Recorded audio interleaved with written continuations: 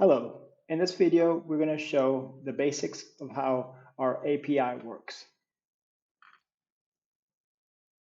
The API, or Application Programming Interface, is a collection of methods that work from a server, from an application server, that are also connected to a database that allow you to perform different functions to work with boxes, pallets, containers, and the calculation methods.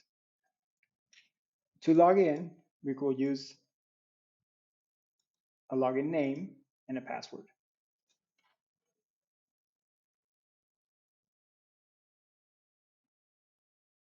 Once we're here, we will see either the API directly or the web app.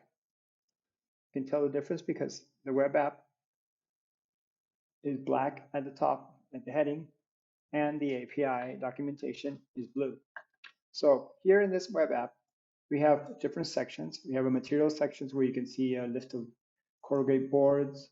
You can see empty cartons, if there are any, pallets, bays, which are pallets with restrictions, containers, etc. We also have products where we can store classes, which are classifications. We have boxes. We can have a long list of boxes, these are SKUs or products. And we can also store pallets, standard pallets with those boxes. This table includes the color too. Okay. And we can also perform activities like calculations like box fill calculations, pallet fill calculations, etc. All these features in the web app are performed by one or more methods. These methods are documented in the API. If you look at the page source, or if you inspect the console, okay, that's for programmers, you would see what's going on in the background. To see the documentation, you click here at the bottom where it says API, and you will see the QPM Application Programming Interface, the API, and all the methods that are listed. You have methods for truck axles, for corrugated boards, for empty cartons, and for boxes, full boxes. You have for reports, routes, pallets, and so on. The ones that are in blue already have the documentation there, and the ones that are black are in process of being documented. So to run an example, we saw before that here we have a list of corrugated boards.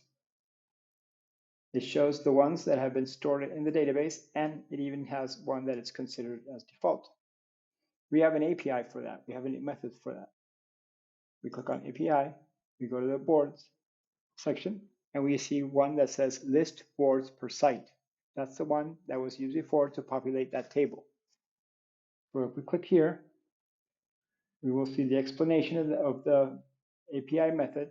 When was the last time it was updated? And there's a little description.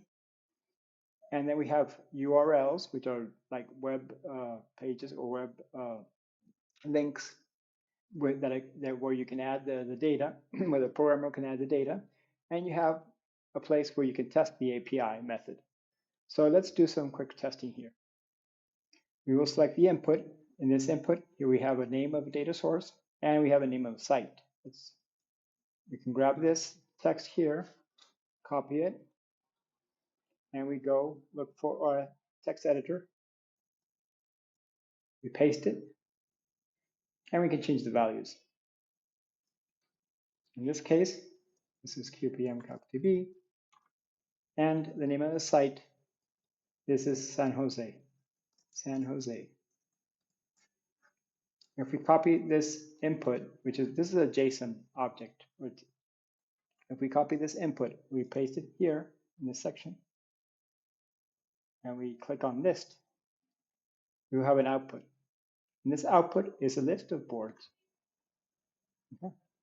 And you can see, this information can be used by any third-party method and can do what's called consuming the API. Thank you.